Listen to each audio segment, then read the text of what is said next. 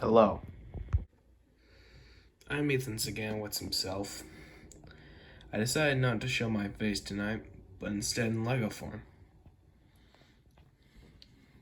Tonight I will be narrating a Lego documentary about the reign and life of Elizabeth II, who sadly died 2 days ago. Queen Elizabeth was not just a hero to Britain. She was an inspiration to all of us. An inspiration that would never back down. That would always serve the good people of Britain and all the other Commonwealth realms of the United Kingdom. This is the first part of our two-part documentaries tonight on the reign and life of Queen Elizabeth.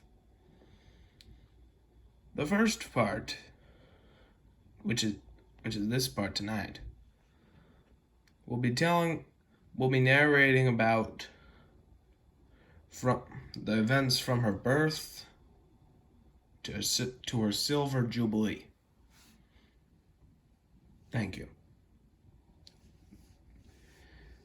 May Her Majesty the Queen rest in peace. Long live the King. Enjoy. We begin with April 21st, 1926.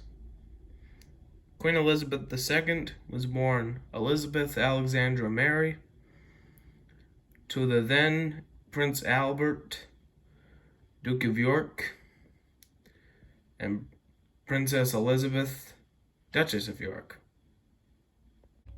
She was born during the reign of her grandfather, King George V, and her grandmother, Queen Mary of Teck. During a little bit of Elizabeth's early life, the public eye didn't pretty much see her a lot until she caught that public eye greeting people on the royal balcony at her grandfather's silver jubilee in 1935. But sadly, over a little bit of a year later, King George V died on January 20th, 1936. He was succeeded by his firstborn child, King Edward VIII. But soon after he became king, the public found out that he was dating Wallis Simpson, a two-time divorcee socialite. And then one day, Edward attempted to ask her for marriage. This news caused multiple public backlash over constitutional rule over kings and queens and other monarchs of the British colonies, that a king or queen could not marry anyone that was divorced before proposal. The former Queen Mary gave him two choices about the crisis. Either stay king and get rid of the woman, or abdicate and marry her.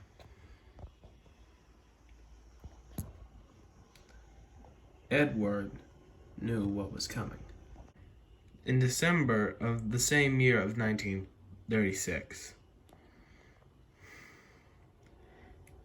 Edward addressed the nation, telling them he would abdicate the throne, saying he could not choose over the woman he loves, and therefore making Prince Albert, Duke of York, or now known by a new name, King George VI, the King of the United Kingdom.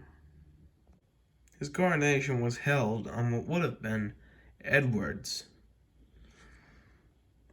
But anyways, they had to go in with the planning to merge from Edward's abandoned coronation date to George VI's. Allegedly, after the coronation, Princess Margaret asked her sister, "Who will be the queen after father?" And then Elizabeth responded, "I will." And then she said to her, "Poor you." Again, this allegedly happened. We don't know if it was true or not, but was told that the sisters did have a little rivalry.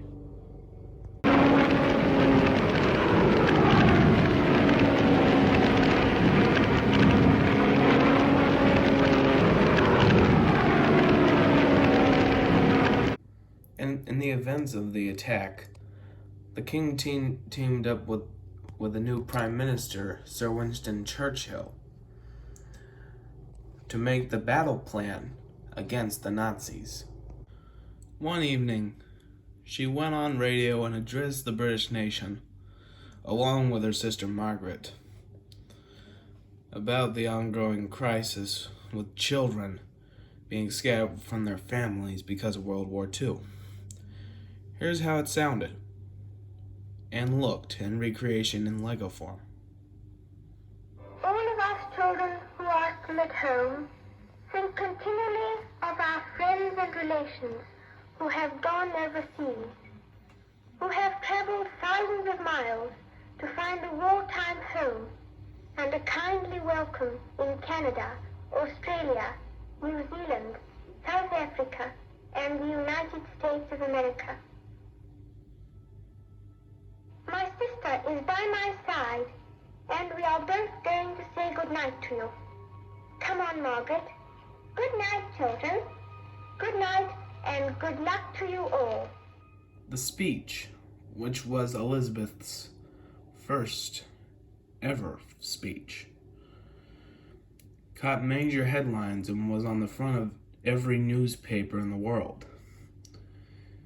Everyone in the world caught the eye of the then 15-year-old princess. But after World War II ended, in 1945, Elizabeth was about to turn 20 when she met an old flame of hers again, a prince from Greece named Philip. She had previously met him at a royal party in 1939. Yet they fell in love over that time, but hadn't seen each other since then. And then they started dating once more. And then in 1947, Philip asked her the big question. He asked her to marry him. Immediately, she said yes. Shortly after, they told the royal family about the news. But King George, he wanted the engagement secret until Elizabeth turned 21. That would have been in April of 1947, that year. And on Elizabeth's 21st birthday, the palace announced their engagement. Cameras were out and ready at Buckingham Palace to get a glimpse at the couple, mostly zooming in their cameras on Elizabeth's engagement ring. And then on November 20th, 1947, Elizabeth and Philip got married at Westminster Abbey in a beautiful ceremony. And less than a year later, a baby boy was born, Prince Charles, or is now, as we know him, King Charles III. And then 2 years later, a baby girl was born, Princess Anne.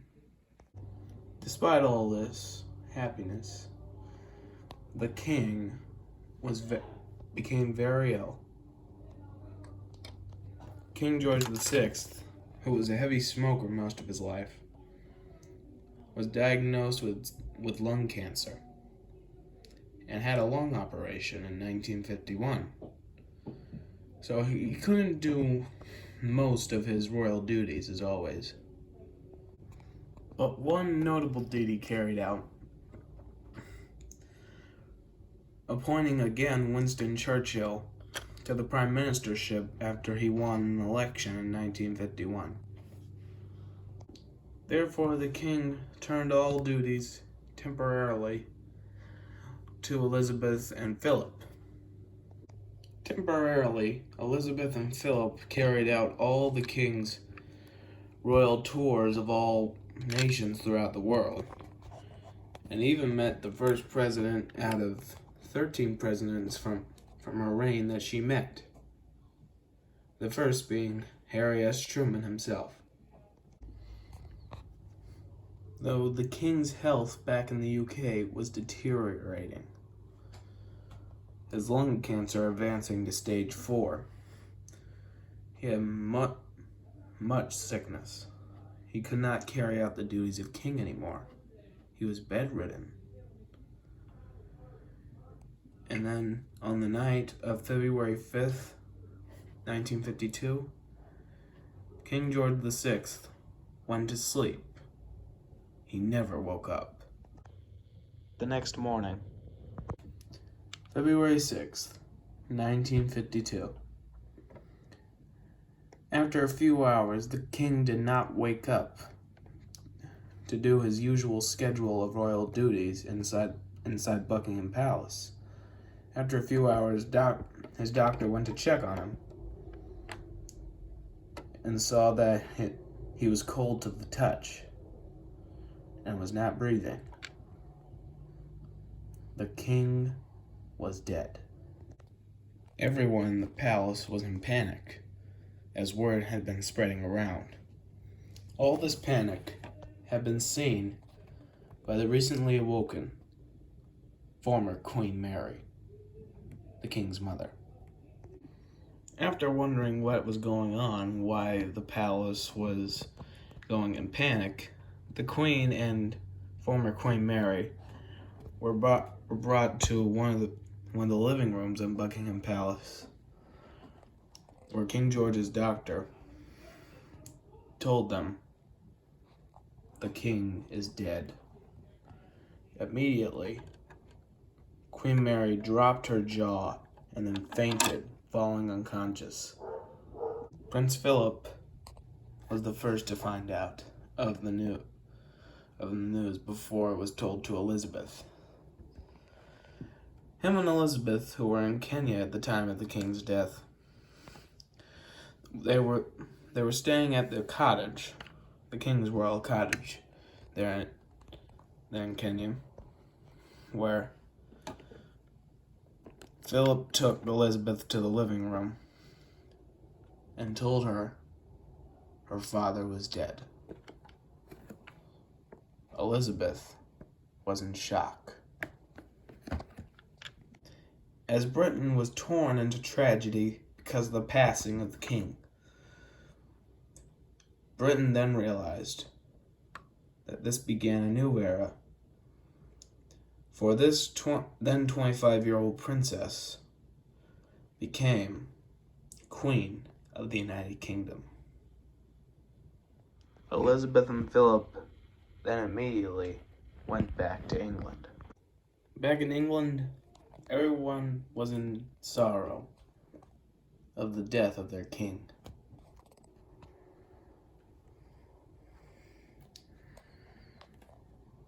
The more terrible part, Queen Mary, his mother,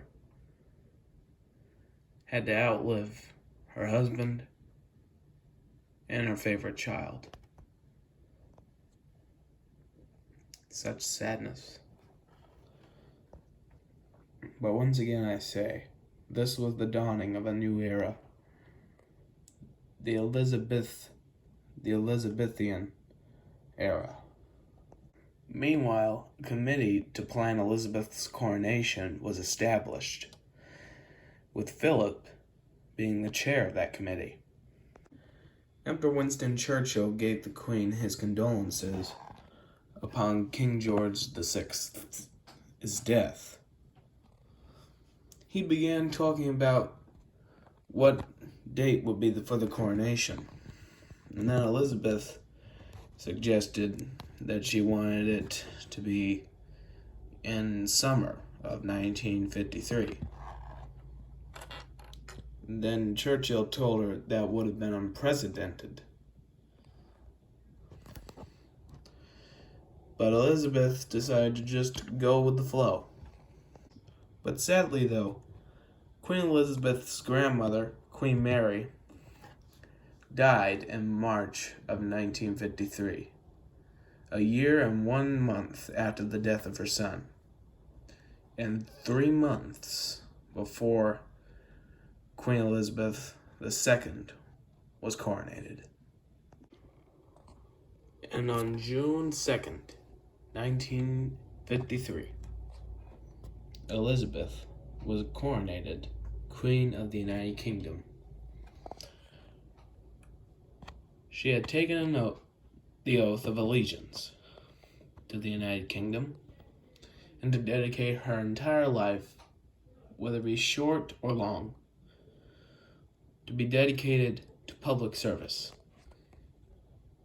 Meanwhile, Philip was for some reason not crowned king. But anyways, it was a joyous celebration, the marking of a new era, the Queen Elizabeth II era. Meanwhile, Elizabeth's mother, the former queen, was given the title Queen Elizabeth the Queen Mother to avoid confusion with names. Meanwhile, the UK was on the midst of inflation and recession, and people claimed that Winston Churchill was too old to handle all this. He had suffered a stroke while in office that had left him to be on a cane forever. But doctors had advised him to also quit smoking, which he never did. And so the people in his cabinet demanded for him to resign. Yeah, because he was too old and they wanted a new prime minister, like a young one. But Churchill wouldn't go for it. But then, after suffering a second stroke, Winston Churchill made the inevitable. He resigned. Though aside from that, the royal family faced a scandal of its own. This one involving the young Princess Margaret. She had met the Royal Navy captain, Peter Townsend, a two-time divorcee as well. Margaret then fell in love. And after that, they started secretly dating to get out of the public. But later, the public saw them together, and it caused a big royal scandal. Though it was told that Peter had proposed to Margaret and she said yes, the Queen said for them to wait to get married. Like until 1955. When Margaret was old enough to not ask the Queen to marry someone. This had caused the rivalry between the sisters. This caused Princess Margaret to make rude remarks about her sister at royal engagements, including one time where she was joking around with the diplomats, and she joked, saying Greece gave peace, prosperity, and my brother-in-law. Though when it hit 1955, they still not married yet. So they just decided to wait a little while longer, just until they thought it was the right time. And then, by 1958, they broke up. There ended the story of a scandal of the royal princess from Britain who had fallen in love with a two-time divorcee Royal Navy captain. Though during that time, the Queen and Prince Philip had done so many things, like do more royal trips, and went to the USA and met President Eisenhower. Though in 1959, Elizabeth received the wonderful news she was pregnant with her third child. Because of this, she had to miss out on Parliament opening day in 1959. Just step back and rest while she was pregnant. Meanwhile, her husband, Prince Philip, read her speech to the Parliament that day. In 1960, Elizabeth welcomed her third child, her second son, Prince Andrew. Meanwhile, the Queen and Prince Philip, at the time of their lives in 1962, when they invited U.S. President John F. Kennedy and his wife Jackie over for a state dinner at Buckingham Palace. The Queen had become very fond of Jackie and her style. The two had become close friends. Assassination in 1963.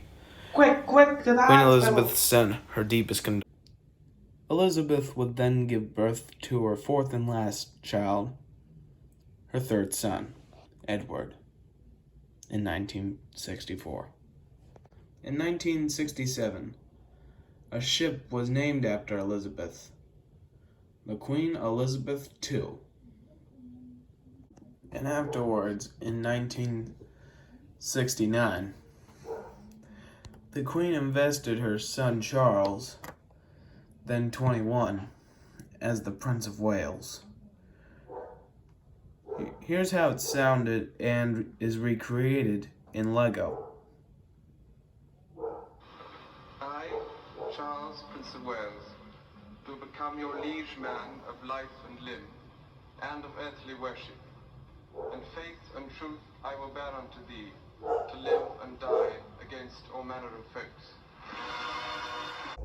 Though everything was great with the Queen in the 1970s, one thing was not. Prince Charles had started dating Camilla Shand. At first, Elizabeth did not want her son to start dating her, because she viewed Camilla as not the right type for a queen, because she was a commoner. To her, it just didn't make sense. It was just the best thing to follow royal protocol. After Charles ended his romance with Camilla, he met Lady Diana Spencer, whom he started dating. And she was Queen approved. Ding! Though 1977 was a quite good year for Queen Elizabeth. At 51, she became a grandmother after Princess Anne gave birth to her son Peter Phillips. And in February of that year, the United Kingdom celebrated her Silver Jubilee, which marked her first 25 years on the throne as Queen. It was a joyous event. Everyone was there.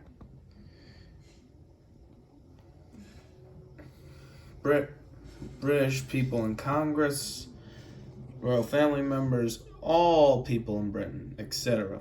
Everyone was celebrating their grateful and rightful queen. This concludes the first half of our documentary, The Queen, the Reign of Elizabeth II. We will premiere our second half of this documentary the day before Her Majesty's funeral, which is yet to be announced. Thank you all for watching. Don't forget to like and subscribe.